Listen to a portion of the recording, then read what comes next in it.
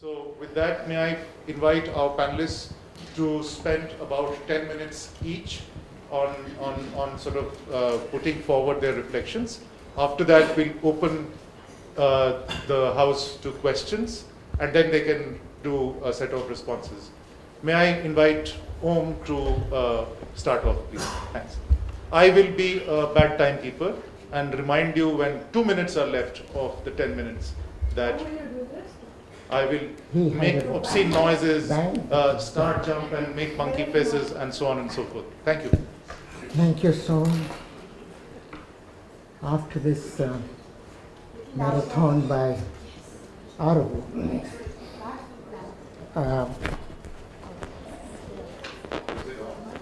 yes, it is on.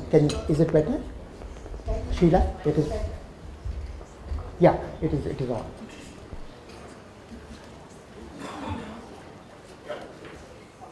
What I was saying was that after this marathon by Aru, let me not try to cut off the thread that he left. Let me continue the arguments that you were putting forward.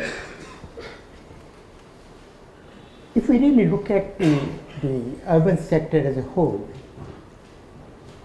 never before, I repeat this, have the urban sectors been under so much of pressure from, on the one side, by the new international benchmarks coming from the Sustainable Development Goals, coming from the Paris Agreement, coming now from the new urban agenda adopted last month in Quito, on the one hand, and on the other hand, the numerous initiatives that we have seen having been taken in India, the smart cities, the Amrit, the Housing for All, Hriday and Swachh Bharat, and also the 3 reports that have come out in the past few months, all 3 of them coming out from the 2 ministries, the Ministry of Urban Development and the Ministry of Housing and Urban Poverty Alleviation.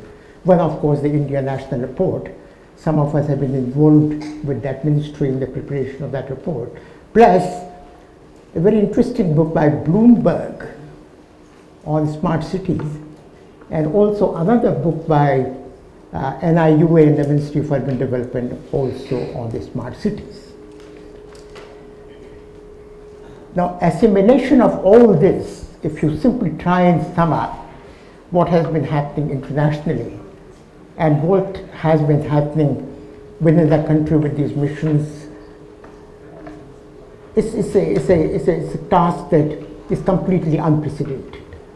You will very soon, if you start reading any of this and try and see the directions in which these have been moving, try to assimilate or try to figure out as to what they postulate, what the premises are underlying each of these international benchmarks and the reports and the various programs that have been taken up, one would really start hitting one's head against the wall. You just can't make much sense out of it. Or you don't see the directions in which we seem to be going. And that's the reason I'm saying the urban sector is under tremendous pressure at this time. Crossroad might be an understatement, but we just don't know what is happening to the urban sector at this point and the direction in which we seem to be moving. Let me make 3 or 4 points, once again linking them up with what Aru was saying. And he gave us a remarkably cogent analysis of the census data and the kinds of changes that we see, both interstate as well as intra-state in some cases. Just on this issue, Aru did, where is Aru? I mean, I don't see him in the room. Aru did mention that there's a very major concern with the presentation that he made. The rankings or the numbers that he was giving, they seem to understate the rural to urban differences. If you recall some of the numbers that he displayed, they understating the rural-urban difference.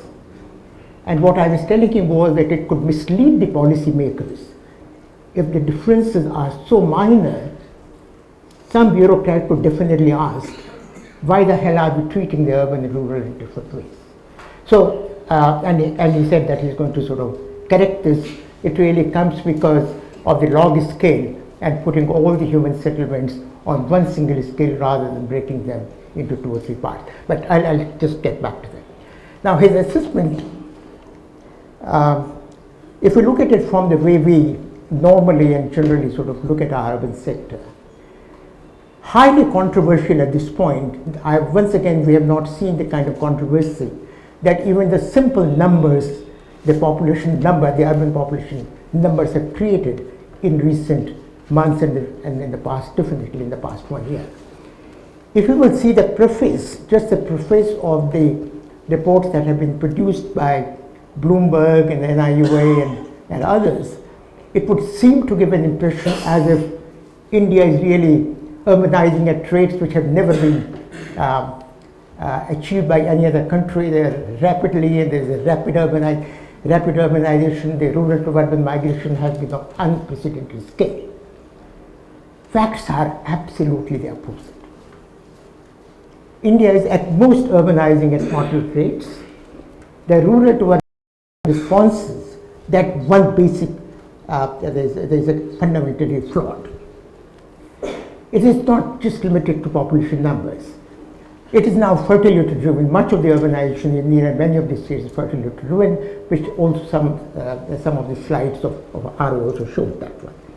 We are also saying that the whole structure, and this is what was not coming out of his presentation, the whole employment structure is split into 2 parts. There is a much greater dualism in the urban areas. On the one hand, being driven by highly capital intensive activities, particularly in the IT, information and knowledge sector. And on the other hand, a growing and very rapidly growing informal sector activities. So you are seeing much bigger duality in the employment structure in the urban areas than we have seen any time in the past. At least there was some movement on the formal sector employment, but again what RO showed today, looking at all India trends and some of the state trends, though employment structure is more or less stagnant in the formal part, and it's the informal economy that is growing. We are also seeing, interestingly, unlike in the 70s and the 80s, when we were having urbanization combined with Hindu rate of growth. The rate of economic growth was very small, but urbanization was really speeding up in the 70s and 80s. What we are now seeing is economic growth is growing up and urbanization growth rates are really not stagnating, in fact they were declining until 2001, but had slightly recovered between 2001 and 2011. So we are really seeing a completely different picture compared to the one that the ministry is basing its programs on. Just 2 points on which are very important from Aru's presentation, I would emphasize them. One is, he showed the inadequacies in infrastructure of various kinds. What we're seeing is the private cost of inadequate infrastructure has been rising at very rapid rate.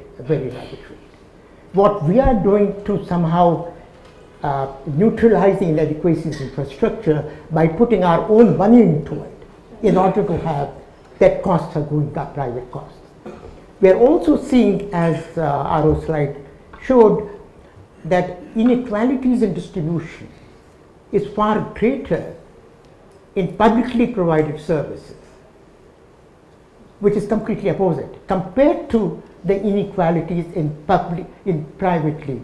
You saw the slides on internet, you saw the slides mobility pattern, the mobiles, the inequalities, you saw the steepness of the curve. It was much lower in the case of privately provided services compared to publicly provided services. So we are seeing a completely different kind of a picture, which is, we don't know how well it is being comprehended or whether it is being comprehended at all in policy making. So that was one point that I wanted to make on the assessment part, simply to supplement what RO said. The second point, and really it came to my mind yesterday when I was traveling to Delhi to this place. Are we treating our urban sector in a that it needs to be treated. And I mean, every 5 years we seem to be changing. Today we have this program, tomorrow we have this program, Thursday. I mean, look at the disharmony that it creates at the local level, that today they deal with JNNURN, with reform agenda being right on the top. Tomorrow the reform agenda has been jettisoned in favor of smart cities, which is a technology-based program, or Hridaya and Swachh Bharat. And so the cycling and the recycling is not just a repackaging. We are changing the tunes in respect of how we are treating the urban sector. One also come across a question which I raised earlier, and we have been trying very hard to find some sense out of this. If you sum up these 5 major missions, whether these 5 major missions would help us to achieve, let's say, double-digit growth rate, whether these 5 missions would help us to reduce poverty to a single digit, or if you want to be more specific, whether these 5 programs would help us to service, to universalize basic services, which has been one of our principal goals and objectives underlying these ones. Will these, if we use Nandan's, Rohini is here and therefore I will invoke Nandan's name, whether they would be disruptive enough, these 5 missions, to bring about the kind of change, the kind of transformation that our Prime Minister keeps using this word again and again. Will this really bring about that kind of transformation or disruption, or call it by the way. This is the second point which comes to my mind, and we have not been able to prove me, despite the fact that we were engaged in the preparation of the report, but this question we could not really even settle within our own minds before we could really take it up with the government. Third point is, once again, which is our core discussion, 2 minutes. One on the SDG and second one on the report. Recently we were at Divya's previous institution, Delhi, in the beginning of October. Delhi University organized a global summit on sustainable development. And one of the plenaries was on cities. The point was, what is it that India has to do in order to adhere to these goals, while we were very clear that the war on sustainability will be fought in cities, while we were very clear, and we made this statement as powerfully as we could, that the war on sustainability would be fought in cities. But the very fact that you mentioned cities and sustainability, the typical response is, checking the boxes. Yes, we have done this, and we have done this, and we have done this, and we have done this. And as if we are already pretty close to achieving 17 goals and 169 targets, we get that kind of an impression from a very senior official of the Government of India who was with us in this plenary. Our understanding is that if we were to really do SDG goals, the Paris Agreement reduction of emissions, and at least some parts of the new urban agenda, it's not a minor tweaking, it's a very major change that would be needed in our responses to urbanization in order to bring them in, even if bringing them in is a very partial kind of business. And my last point is the report that RO was talking about, the India National Report. It's really in 4 parts. One part is common, the urban growth complementarities, and we keep repeating what has really become a cliche, that the urbanization and growth go together, but we keep repeating it without doing anything further apart from stating it. One. But the sector part, that is land, housing, and infrastructure, is the second component of the report, which has been done because it really requires the government, how the government has been handling land, government has been handling infrastructure, and how the government has been housing, it has been done by the Ministry of Housing and Urban Poverty Alleviation, these 2 chapters. Then there are 2 chapters which are of a cross-cutting nature, which deal with planning, which deal with institutions and governance, and then we deal with finances component. To some extent, I have dealt with the financing part, and some of it, the lady is not around, but the summation of these municipal finances and the municipal budget, aggregating those pictures at the state level first. Well, I mean, this is the best that we have, and therefore all of us, not just she, but all of us have been using by aggregating the municipal budgets as many as we can get hold of to arrive at some kind of a state picture. And the state picture is very, very depressing. Depressing in the sense that the resources that the municipalities generate today out of the revenues over which they have a complete hold, as well as the non-tax revenues over which they have some say, this part has been declined. It has declined between 2007, 2008 to 2012, 2013, for which we have the latest data. And this place is being made up by a variety of central government grants, the Finance Commission grants, the state government dispensations that's being made. Now, one could argue that, look, if we are going to deal with these new interventions, such as the smart cities and so on and so forth, this is inevitable. These kinds of transfers are inevitable.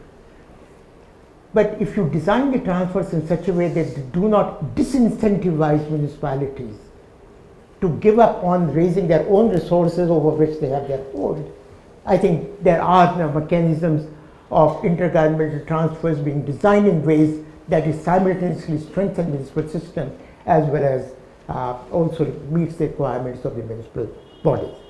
And the last chapter of the book is really on the future. Where do we go from here? And once again, you find extremely useful. Thank you very much. I will. She has brought the report just now, but I think I'll give it up. But I think if you would read the summary, that would give you a sense of where we are. The report is really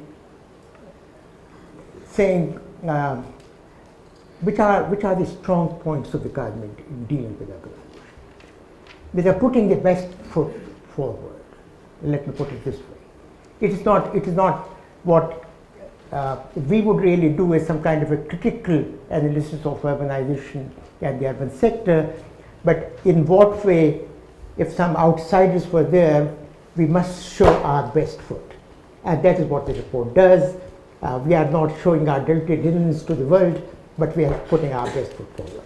Thank you very much, Som. I'm sorry, I've taken 1 minute more. Thank you. Actually, 3.5 minutes more, but we'll Okay, thank you very much. Thanks. We'll make you work hard for that later on. With our off you go. May I request people to put their series on quiet mode, please? With respect to the data that Aru presented, there is exactly 2 to 3 slides that pertain to housing. Am I audible? So there were 2 to 3 slides which Aru showed, and all of those slides talked about how there is an improvement in housing across the scale, density scale, as one moves towards higher density settlements, and definitely therefore towards talking about the larger cities.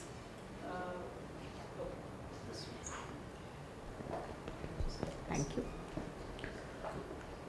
The second is consistently across the rural and the urban, there seems to be an increase in the use of pakka materials. I think with respect to land and housing, which I believe need to be treated together, the key question is how do we frame the issue of housing itself? Is the issue of housing to be framed only according to a structure called a house, a roof within which one lives? How does one look at the services which are available to that house? So housing plus services, and that gives a very different picture altogether. I think having come across some very interesting PhD studies which have been done across 6 states in the country, looking at the rural scenario, one gets a very interesting insight as to the minute you operationalize the concept, the internationally accepted concept of adequate housing, and move it to census parameters, then the kind of distribution, the kind of access which is available shows a very different picture altogether. The same question I think one needs to also ask as to, because the most critical question linked to housing today is the undue attention, or perhaps in some ways the lack of attention as well, to the overall way in which the modes through which housing is being produced and the modes through which houses are being serviced. And that really to me frames the housing question. If one is not framing the housing question in this manner, one comes up with the kind of contradictions and paradoxes that we are seeing today in policy. What are those? One, the census 2011 shows us that the housing shortage has increased. The housing shortage has increased in spite of an increasing housing stock, and it has increased in spite of increased proportions of vacant housing. So you have these two situations which are coexisting. Along with that, it is very interesting to also note that while you have a bulk of the housing in terms of data again, we have the Amitabh Kundu report, which was prepared post the 11th 5-year plan, and which estimates the amount of housing shortage. Now that itself as a concept is contested, but within which it says that about 98% of the housing shortage is in the lower income groups and the economically weaker sections. As against that, the kind of policies that we have seen emerged, and I think what is very interesting is that housing has been given such a lot of prominence since the JNNURM days, that we have seen increasing numbers of schemes and investment and which has been made in housing. The definitions of affordable housing which are being used there, I think they don't match up to the EWS and LIG parameters at all. So I think what we are seeing as a data gap and how data feeds into policy, all of that is a big question when it comes to the framing of the questions linked to housing. The other point that I want to make here, again perhaps which is not linked to the data which Aru presented, but is that a bulk of the housing in the country is auto-constructed. People themselves constructed, or you have like finance which is also raised informally through friends, relatives, money lenders, so on and so forth. But the mode through which policy seems to pursue it is a PPP mode within which people themselves are absent, everyone else is present. And therefore I think how does one handle this kind of a contradiction is something which is one of the most critical questions in land and housing. How does one grant security to all of these houses which are being generated by people themselves? Finally, I think one needs to raise a big question around these modes from which housing is being actually produced. And it brings us to 3 particular parameters. One is land, the other is finance, and the third is institutions. I'm not going to dwell much into finance because what I see is financial interventions anyway touch roughly only 7% to 8% of the overall housing sector, formal housing finance. It has been, I mean, all the interventions, whether it is Residex, etc., they are touching one marginal part of the overall housing sector. But on the other hand, if you look at land, I think a bulk of houses today are pertaining to the way how land is being made urban. Okay? And this happens via the state. This also happens through non-state kind of forces. So this is important to recognize, and how then the state deals with these kind of brownfield developments as they are undergoing. The failure to anticipate future requirements, the failure to provide for the right kind of people, and therefore creating these kind of initiatives which either create wasted stock, or they create places where to put in services becomes a difficult challenge. With respect to institutions, again, I think we are facing a big challenge, and that is that the institutions and laws which are currently in existence are nowhere in synchrony with the kind of instruments which are currently being practiced. Most of the policy instruments, I mean, what we are seeing is, as opposed to the legislation and institution based kind of interventions that one saw till the 1980s, okay, they are still in existence, but the most of the interventions which are currently being done are through policies. From 1988 to the current year, we have seen about 5 versions of housing policies. Okay? Whereas we had no housing policy from 1947 to 1988. From 1988 to now, 5 housing policies. So housing has become such an important kind of a field. Plus, there is a plethora of state housing policies. Okay? Is this an opportunity? Is this a threat? Why this kind of a importance to housing? Is this deserved? Not deserved? I think this becomes a very, very important question that one needs to ask, and how does one engage with that? I think similarly, it brings us to the overall way in which therefore the state has been intervening in housing, and understanding the political economy of that state intervention in housing, whether it serves to actually take people further.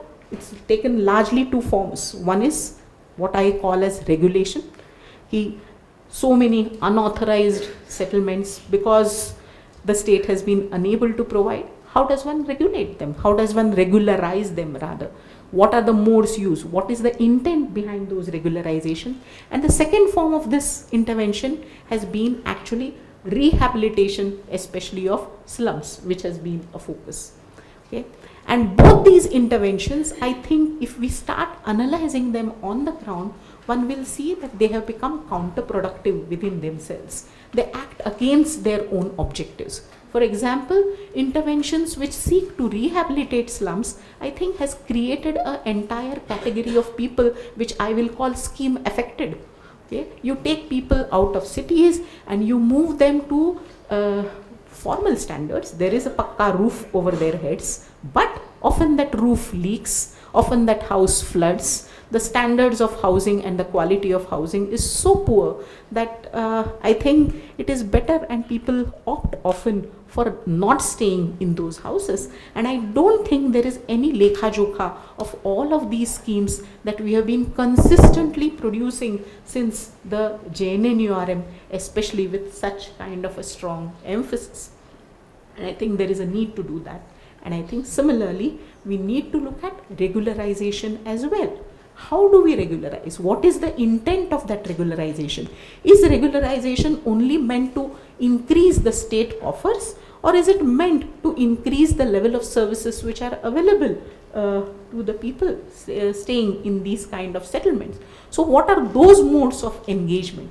In short, I think the situation that we are seeing is an increasing diachrony between institutions, laws, schemes, and actually what exists on ground, including data.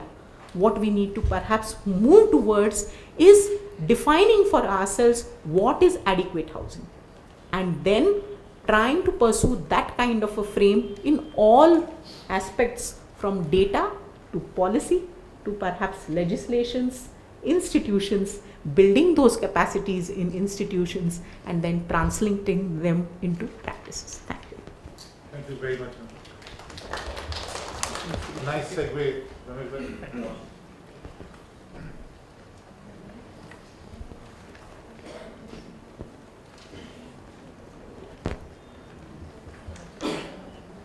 Yeah, thank you to organizers to calling me here and giving me this opportunity to speak on behalf of my organization. I belong to an organization which is a land rights movement called Ekta Parishad.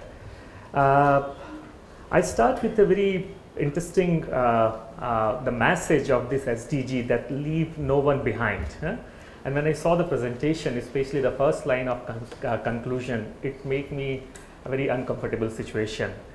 when we talk that the urbanization can be a co-driver for SDG, I have my own disagreement on these issues, because when we talked about the whole urbanization pattern, that means we are putting a big questions on the 650,000 rural settlements also, and those villages who actually lost their land, who lost their livelihood, who lost their dignity, who lost their everything, and then they become a big cheap laborers for the big cities. So for me, when I saw the whole pattern of urbanization, and we do work in the rural area, we are not working in the urban area, but we are very much engaged and encounter with the question of rural urban peripheries. So we can see the scores of violations in terms of land grabbing, in terms of labor rights, in terms of environmental degradation, in terms of inequalities and discrimination, which is one of the core issue of rights and justice. So that's how the SDG 1, 2 and SDG 15, 16 is much more important for me and for my organization. Let me start with a very interesting question which we keep asking in ourselves, and I keep asking in some of the platform wherever I get an opportunity to talk. Who owns the sustainability development goals? The state wants to own, MNCs wants to own, trade institution wants to own, or we want to own? I would like to give you few examples out of all these things, because all these questions are extremely important, because there is a serious absence of monitoring and accountability framework in the SDGs. I would like to take you back 17 November 1996. There was a World Food Summit in Rome. There was an interesting convention and a very good resolution that says zero hunger by 2015. That was a slogan 20 years back in Rome. They made 7 commitments, X number of objectives, Y number of actions, Z number of indicators, and what was the result? Out of 840 million, at that time there was a total hunger in the global population was 840 million. We get success to reduce up to 795 million by spending huge amount of money, I don't know how much, 45 million people in 20 years. So how can I believe that another 790 million, we are going to handle the 790 million population in next 15 years. So that's why I would like to put a question of a serious political commitment out of this whole SDG framework. The political accountability and the responsible state institutions, there is a big failure. I mean, we have a history of the failures of political accountability and the state institutions. Let me take the example, if the state doesn't want to own the SDG, whether really PNCs or MNCs want to own, considering the all free trade agreements and the new trade agreements and the transatlantic trade agreements, you can simply compare with the whole question of the profit of these big institutions vis-a-vis their investment in the what we call tax havens. So the amount of money which they have already deposited or thrown out in the tax haven, and you can see the other end, the amount of money which actually need to address the basic issues of peace and justice and hunger and agriculture reforms. I think we have to take this question very seriously. The third is the whole question of whether we really want to own or not. I'm very happy that under this whole framework, SDG framework, first time there is a lot of discussion about the consumption patterns. And on the other hand, I just take one reference of the book called Terra Viva, which is a very good book on land issues especially, which says that the current ecological debt, it's equivalent to 4.5 trillion US dollars, big amount of money. And this big amount of money could be easily used if we really want to put the fingers on ours, whether we really want to compromise with our consumption pattern or not. I belongs to a Gandhian organization, so that's how this kind of thinking is very much there in the debate in my organization. And this question is very important because in this book there is a very interesting analysis. If the world is continue with the current pattern of consumption, by 2030 we need 2 Earth. So you can simply see the 2030 is extremely important for us whether we really want to address the basic core political and the institutional commitment of SDG, or whether we want to raise some question on us also. Let me come to the Indian specific situation. I would like to quote a very interesting and very recent report of Socio-Economic Caste Census. I did a whole analysis of this report on the basis of the land occupation and the land tenure. This report first time revealed that 29.98% population are homeless, and then in the rural context it comes around 56%. And out of this 56%, 47% are Dalit, and more than that 65% are the tribals, and they are the one who are the poor, who are facing the hunger, who have a big problem in their life regarding the peace and justice. So for us, this is one of the biggest area where we want to see the political and the institutional commitment of the state. I would like to take your attention on 3 very interesting progress which was happened soon after our big action in 2007 and then in 2012. There was an agreement between us and the government of India for national land reforms policy, because till today we don't have land reforms policy in our country. We don't have very specific land use policy either.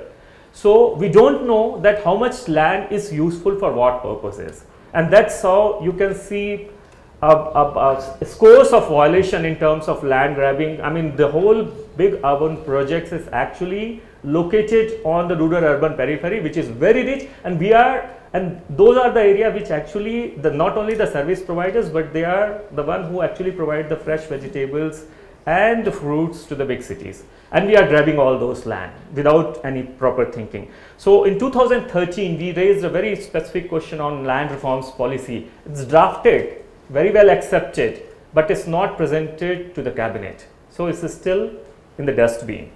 The second big area of the collaboration was National Homestead Rights Bill that was drafted. Few of my friends are here who was a part of the drafting. So we drafted the National Homestead Rights Bill, which is very much focused on the rural context. We said that the 10 decimals for each and every homeless poor in this country. 10 decimal is nearly 4,400 square feet, which is fair enough to build one kacha or pakka house and to do some kind of a allied agriculture activity on that land. The bill still in the dustbin.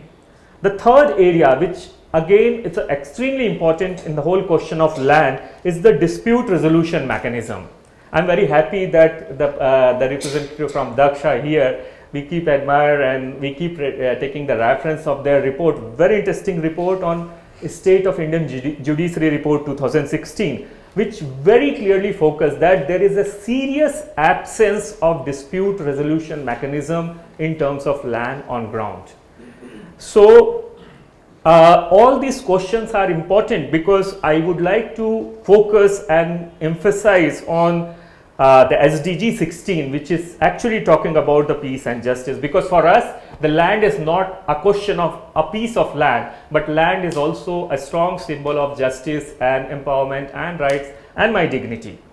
I would like to take this opportunity to draw your attention on the one of the order of Supreme Court dated 20th August 2015.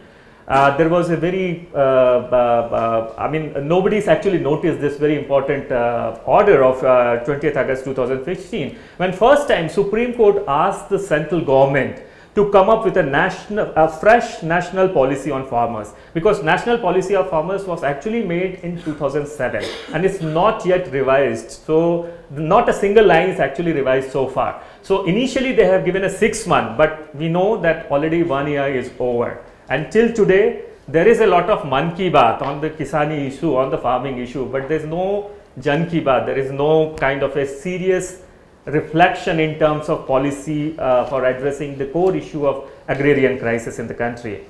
There was a report which was submitted to the government of India in 2009. I was a part of that committee. The committee was a high-level committee on agrarian crisis and the land question in India.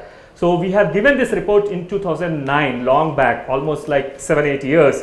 This report, after this report, and that time there was a National Land Reforms Council was also constituted, Prime Minister as a chair. There was no time for Manmohan Singh to conduct a single meeting, but either there's no time for Modi to conduct a single meeting. So since 2008, there's not a single meeting of this National Land Reforms Council is actually happened. And that shows the completely political denial of this issue, the basic issue of land and agriculture. Another area is the whole budget. How much actually the central government or the state government are interested to spend on agriculture sector.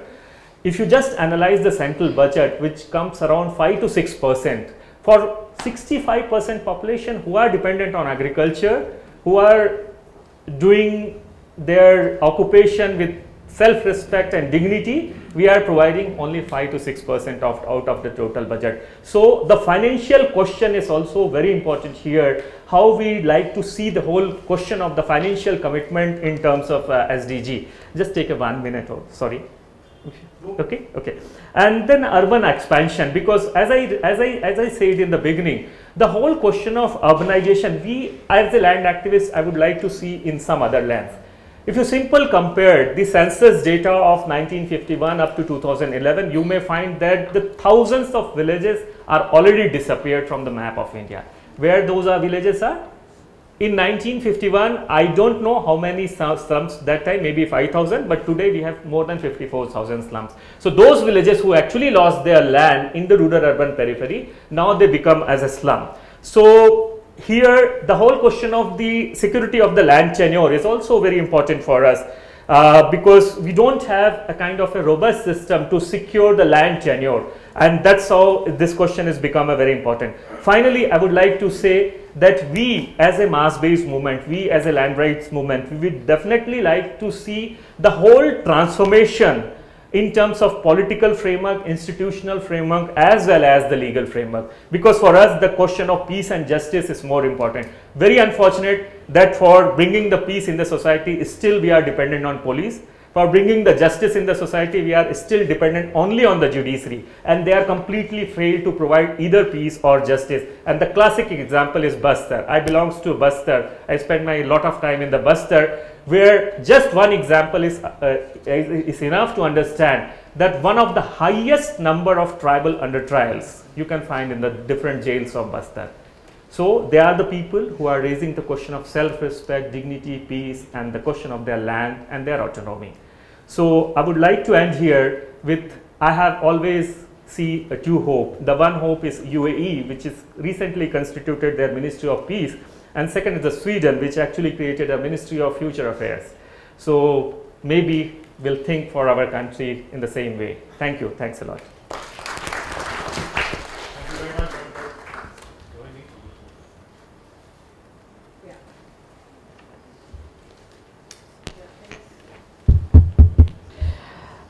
Thank you, Som. Thanks, Aru. Thanks to IIHS for having me here. The previous three speakers came from very different lenses and very different narratives, which actually lets us know that all of us are looking at only one part of a very complex sort of situation.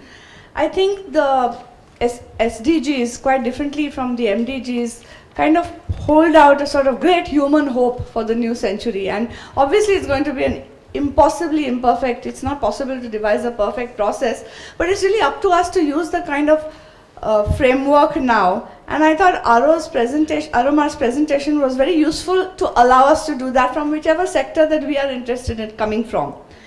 So for me, it's about the power of information that is organized around a specific narrative, right? In this case, 192 country representatives sat down and hammered out something. It's a scaffolding. And to the power of being able to build out information behind and ahead of this narrative, I think we need to understand. Because I'm so interested in the water sector. Look at, for example, the Baudis of Jaisalmer. Okay, they were also a data visualization sort of structure. It allowed, you know, some of you must have seen them, how beautiful they are with all those steps, and there are elephants carved on top and then some other animals carved below, and then there are steps at the bottom of which there is water. And in those scarce resource areas where it rains only 150 millimeters in the whole year, sometimes in just one shower, Sandeep is here, he knows all these things, so do some of the others. This kind of structure allowed the people to know how much resource they have available. Okay, if it came to the top of the elephant's trunk, you knew you had good rain, and so for the whole year you had this much depth of water. If it came down to the feet or to the next animal or the last step, you knew, well, you better quickly organize yourself because you have to make this water last for the rest of the year. So it was a kind of a data visualization system which allowed people to all have, there was no knowledge asymmetry, everybody had the same knowledge and they were able to organize themselves. I'm sure there were inequities there too, but still it allowed them some way to organize themselves in terms of managing resources equitably and sustainably. At some scale that works. It obviously doesn't work at the kind of scale or especially urban densities that we are talking about. But look at all the possible emerging technologies that allow us to create the modern Baudi type of data visualization today. Okay, it won't look like that, it will look some completely different. It will be web-based. But look at what is possible today. Look at all the emerging technologies. Look at big data analytics. You saw what Aro was able to present just from taking raw data and doing things with it and then coming out with these amazing graphs and modeling that allow all of us to see patterns that we could not see before, right? Look at, you know, there's machine intelligence, there's artificial intelligence, there are all sorts of new tools. Look at mobile technology. To my mind, what this allows us to do today is again to reduce the knowledge asymmetry, because as you said, whose SDGs are they? These are not states' SDGs, these are our SDGs. It is for people, it is for us to take them back, right? It is for us. And I think data becomes a powerful tool in that. So that data is accessed by everybody equally. Some of you must be knowing about Bitcoin. How many people know? Everybody knows about Bitcoin. You also know about blockchain technology, right? Blockchain is the software technology behind Bitcoin. Bitcoin is an alternative currency, and actually the future of money is very interesting because in the SDGs, the one thing that is not really articulated is the over-financialization of the global economy. And both of you spoke in some reference to that. So the blockchain technology software behind Bitcoin is an open distributed ledger which allows everybody to have the same information. So if I put something about, I use that ledger to put something about my Bitcoin transaction onto that open blockchain ledger, and all of you have the same access to that information. It's a transparent distributed ledger accessible to everybody in the same way. Now that doesn't naturally translate into natural resource management. I tried to think of a way to apply to groundwater. It doesn't really hold so well. But we should use that idea and that principle to see how can we use these kind of data management systems, information visualization systems to look at natural resource management like water, for example, to achieve these sustainable goals of equity, sustainability, and all the other stuff that we have access to public services. So from that, because I have limited time, I just want to imagine some possibilities, say, in the management of groundwater. Even if you're talking only urban, 80%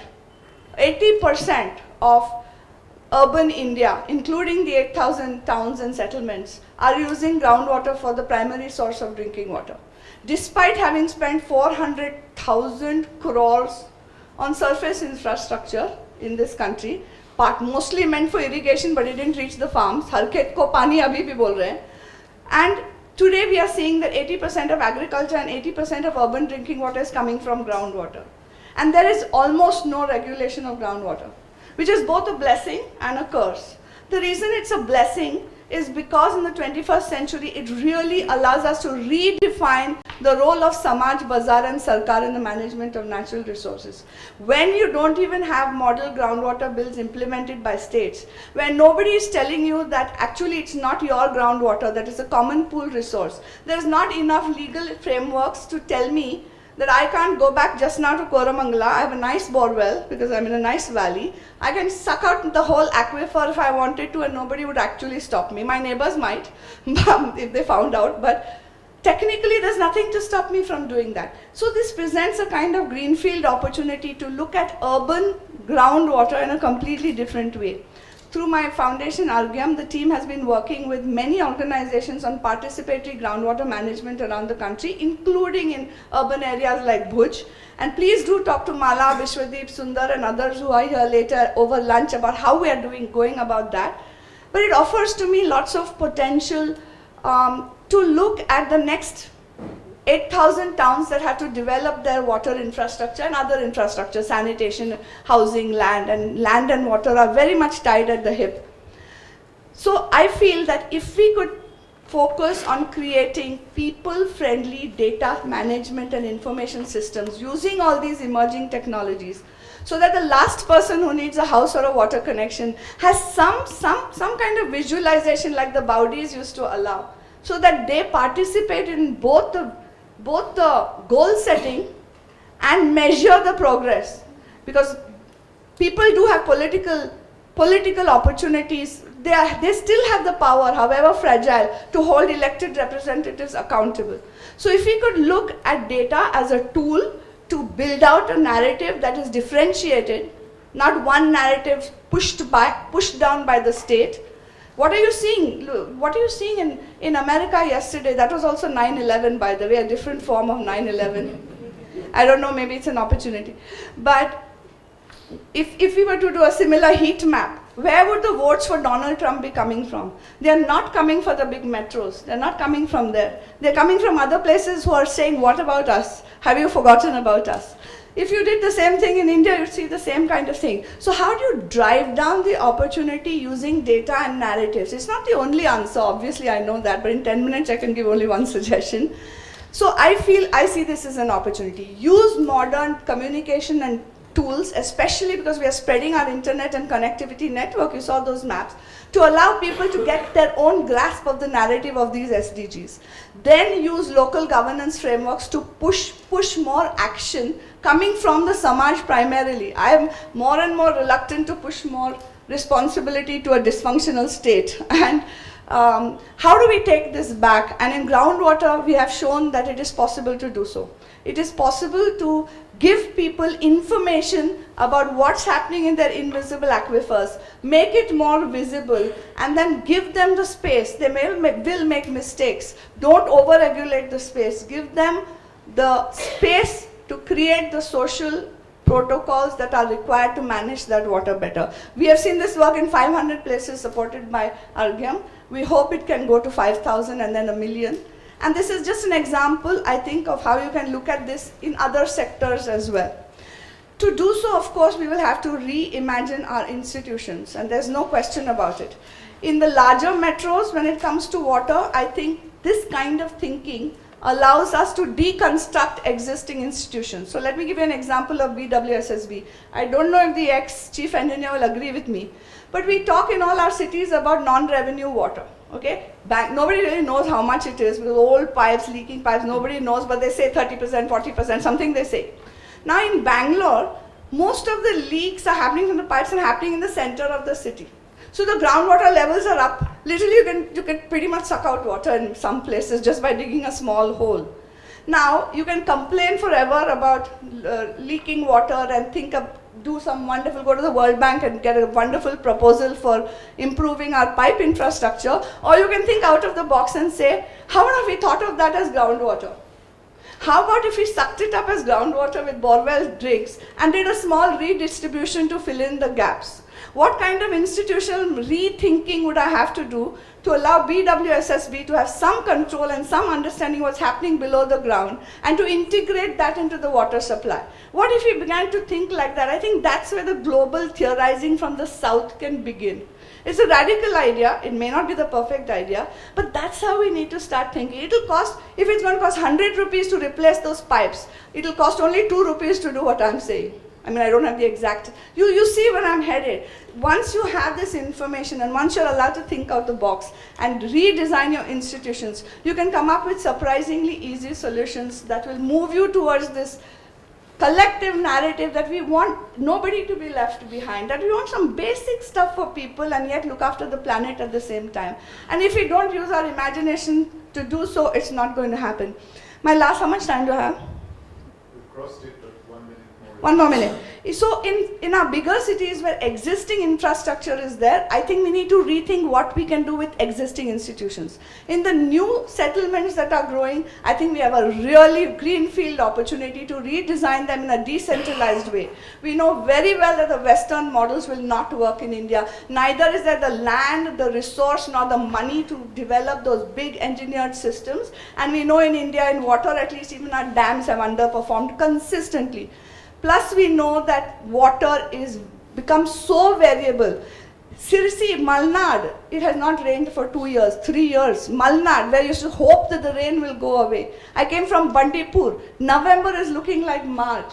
Nobody can say when the rain is going to come and in what form. We need to have flexible water infrastructure that is responding to the variable patterns based on climate change. That is local, decentralized, and then has some shock absorber mechanisms at the back. But if you are going to think like that, then it offers opportunities for us to connect rural and urban in the 8,000 towns, where the cities and the peri-urban areas, the cities and the rural areas can actually connect together in an integrated manner to provide more sustainable water. I see these as opportunities. I see if we don't lock ourselves into some romantic past notions, but open ourselves to the possibility of modern technology tools, okay, then I think we have an opportunity to really create new global frameworks emerging from India. And I think the water and sanitation sector offers a really fine opportunity because everybody cares about water. And our food security and everything depends on water. You cannot have economic growth without managing water resources better. And I think this offers a real opportunity. And you go behind this SDG narrative, create new frameworks, use modern tools, and begin from within the Samaj. The Sarkar has to enable the Samaj, not thrust things down, and I think we'll be in a better position. Thank you. Yes. Thank you very much. We have postponed hunger pangs to about 10 minutes more. Is that fine? I'm just taking a straw poll. Yeah? Fascinating discussion. Thank you.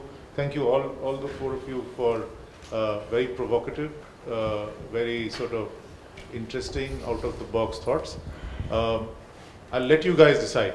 We have time to discuss many of the themes, many of the issues that have been mentioned here in the group discussions. I don't want to be unfair to anyone, but I'll suggest that we do 4 questions, preferably keep it to a slightly higher level of discussion that we're talking about. If it's a sectoral one, please hold yourself back. So who wants to go first? Question to any of the panelists, or your own reflections or responses to what they have said. I know it's a little disparate. There were 3-4 types of perspectives, but that's the beginnings of making it interesting and integrated. Yeah, at the back. Hi. My question is broadly on the resource actually. So ma'am mentioned about the water and I think Mr. Sharma mentioned about the land. So there are a couple of thoughts actually, just more of a thought rather than.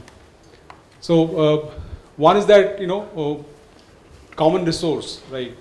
And one is the sort of common pool resource versus the open resource. I'm more talking about the common pool resource. There I think, we have one model which government is controlling everything. In this case, the land, right? The sovereign sort of control. And the other, extreme continuum is the private. So both the models have in the past been exercised by the West. In the middle also we have something called community-based kind of, resource management, for which actually, Elstrom got a Nobel Prize actually. She basically contradicted the earlier version of, government, neither government nor private, let's have a middle path actually. I mean, the point I'm making is that we're still not getting any kind of discourse on that level actually. If you go to the, let's say, the remotest village of, let's say, Odisha or Jharkhand, I'm sure the common resources are still managed by the communities very well. till somebody comes in and starts building a road or a power plant, then the tension builds up. So what actually, I just like to get a comment actually, how do we really build that sort of public discourse rather than, adopting some standard current-based model, whether it is government model or a private model. That's it. Thank you. Next question from here in the middle. Well, so I think from all the panelists, the general theme that I got was that the institutional structure needs to be different and needs to be the Samaj that actually has to take the onus of meeting some of these goals, or maybe all of them. But when we have a government system and an institutional system that actually is working actively just in the opposite direction, is that enough? Or, is there a parallel process or some other way that, while we, for example, you're talking about groundwater, and there's so many things which can be done, the groundwater regulations are absolutely still moving in the opposite direction. So is that sufficient, or is there something more needs to be done? And is that probably the bigger challenge, that, while a lot of good work is done, it can be undone in one stroke by at a very, very high level? Thank you. Yeah. This is a general question, not only for this panel, because of what came up from the last Arrow's discussion. See, now the transformation that's happening, because I've been working in the urban mission ever since it started. My problem, which I'm facing in every day in the villages, is that it's a complete transformation of the rural into urban now. With the 300 districts identified, we are going to add almost 2 million population to this by 2021, if not before. Now, all the points which you raised is coming right from housing to land to finance, because we are blatantly applying that, let's say, Town and Country Planning Act to this area, which is rural, where there is no definition of even country in the Town and Country Planning Act in any of the states, except for 3 states, Bihar, Andhra Pradesh and Kerala. Nowhere it is defined what is a country. Now, there is a challenge, real challenge for us. There is no Groundwater Act, there is no capacity for the local authority to mobilize resources. Even in the case of urban area, in fact, one of my students is doing the work on that. How do I build that capacity to mobilize resources, rightly pointed out by Professor Moon? They can't sustain the infrastructure which is given by Smart City or JNURM or any new program, even for water supply. Whereas we are upgrading the rural area to 135 LPCD, where they don't have even 12 LPCD, as rightly pointed out. Okay, so there are 3 challenges. How do you account for, or what system or what tool will use for this spatial transformation of the rural into urban? Okay, which is already, we have seen it in 2011. Almost say more than 4,000 is now transformed into urban, which are still a village. Okay, in 2021 is going to be more than that. How we are going to address this? Okay, it's a real challenge. Thanks. I won't keep people away from lunch, so a very quick comment. I think this idea of, again, going back to the previous session, what Aro was mentioning, and especially what Amita emphasized, I think this idea of connecting up theory building from the south to ground up categories is extremely important, because you get new forms of interconnecting issues. For example, a lot of land regularization and economy are interconnected. So we're talking about any kind of meaningful job-oriented economic growth in a real way. It's actually these 2 cross-sectoral kind of ideas. So I just want to give this as an example, because the problems with a lot of theories and ideas coming from North Europe or North America is that they go in the, what Aru was calling, 20th century form of thinking. So thank you. Okay, Shreya and Tibiswamy, sir. Okay, last 2. No sectoral questions, sir. So, a very interesting panel. First of all, thank you for putting this together. We heard from all of you, I think the constant message there was that public policy in its present form doesn't work. It works at cross purposes to the real goal. My question to all of you is, what do you think is the role of government and the private sector? Thank you. Sir. Yeah, basically I would look at these sustainable goals, development goals. Basically there are 17. Most of them are interrelated. Water and sanitation plays a very vital role, and most of them are interconnected with that. For example, you see water and energy nexus or something like that. If you look at 1, 2, 3, 13, 14, 7, 8, they're all interconnected. I think we should really give a lot of importance to water and sanitation, and especially the highlighted part of the madam was particularly on the alternative resources that we have to. Even considering the 8,000 cities or the metros, we are facing tremendous shortage of water, and how best we can really look at using alternate resources is something seriously to be looked in. I think in that direction we should really work on and to make it sustainable. Thank you. May I invite our panel to respond to one or more? I don't have very critical responses because I think most of the comments and the questions asked, I would like to deeply reflect on them. But just two thoughts. One is, I think, especially speaking from housing, I think it's been so strongly treated as a private good that thinking about a commons framework, which is very critical, mind you, basically because I think for the EWS and LIG, which all reports are talking about that the housing shortage is there, I think treatment of housing as a public good, as a commons, is extremely critical. But it needs, this notion needs to be developed, and this needs to be operationalized, I think, by a local state which is much more embedded in society. And I think capacity building in this kind of a connection cannot be brought in from the outside. It requires processes which will build by trial, error, but they have to happen with state and with society. I'm strongly convinced about that. There cannot be shortcuts to saying, like, I feel ki even the entire NGOization of the overall housing sector is also partly contributing to this, because this privatization has not been countered at all. Okay, and a dynamic response which changes according to situations. I think for this it is essential that it has to be a local response, it has to be a state and society embedded response. I think I would like to say something about your question and your comment. I mean, for us, the whole issue of poverty and hunger, to some extent, and with some examples, we can see it's a man-made disaster, it's a man-made crisis. And the Orissa, the Kalahandi, is a very classic example. Very few people know that in 1943, when there was a big Akal in West Bengal, one of the great supplier of food grain was Kalahandi. 100 lakhs or 1 lakh ton of food grains, like that.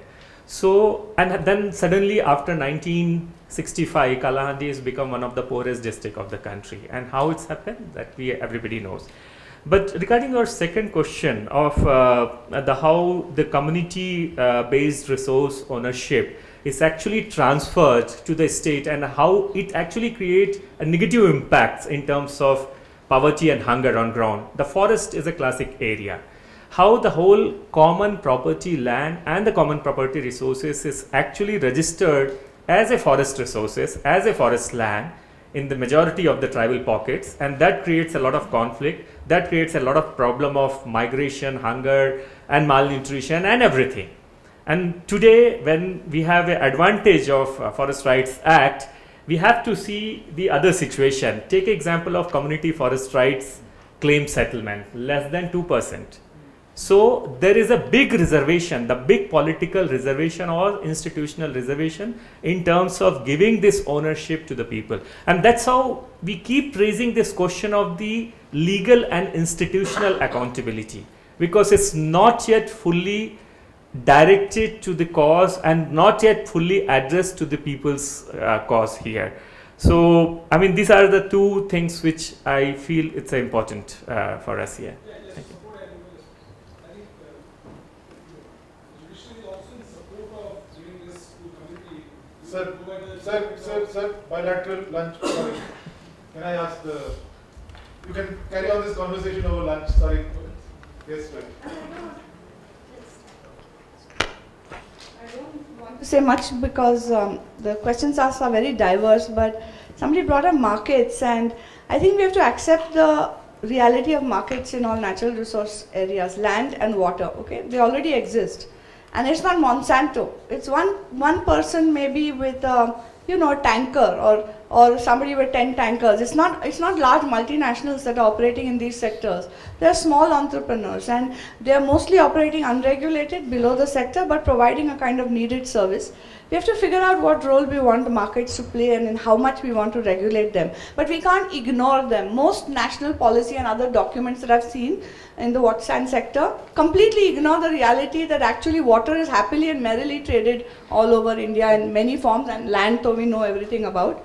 So we have to acknowledge these realities and then decide what roles market play, but don't ignore it because it will happen anyway. When you have a resource that is completely unpriced and whose economic price is undiscovered, things are going to happen. So when it comes to natural resource like water, I think we really need to seriously have a discourse on the role of markets and differentiated markets. One is at the multinational level when we bring in players to distribute water in large settlements, but we are also talking about individual entrepreneurs who provide key services to fill in government gaps. So I think it's a question that remains untalked about for too long, and we have to grapple with it if we want sustainability and equity. Thank you. May I just respond to one question which came from the back?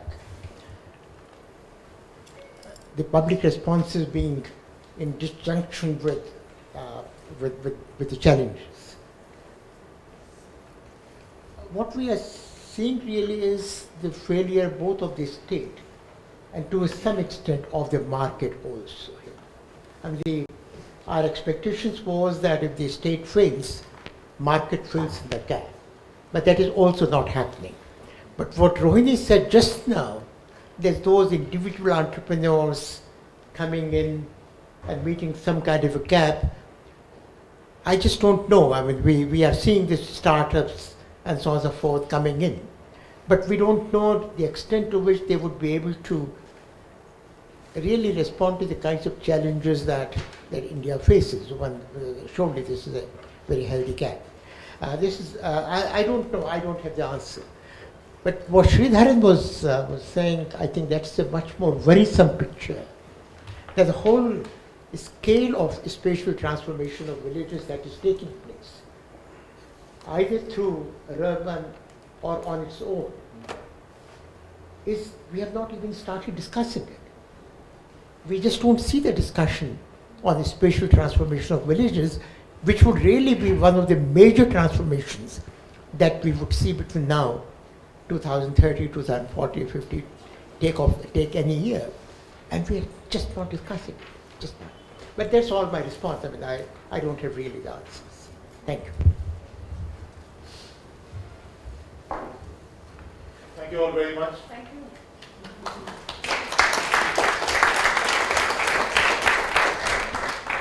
I'm sure we'll have more occasion and this thing to interact over lunch and take some of these thoughts. Before we break for lunch, this is a nice moment now, I can enjoy it, because I can hold them from going to lunch. 2 more minutes. Some housekeeping announcements. So apparently we all are invited for dinner this evening at 7 p.m. It's at this very beautiful location called Tarangavana, which is next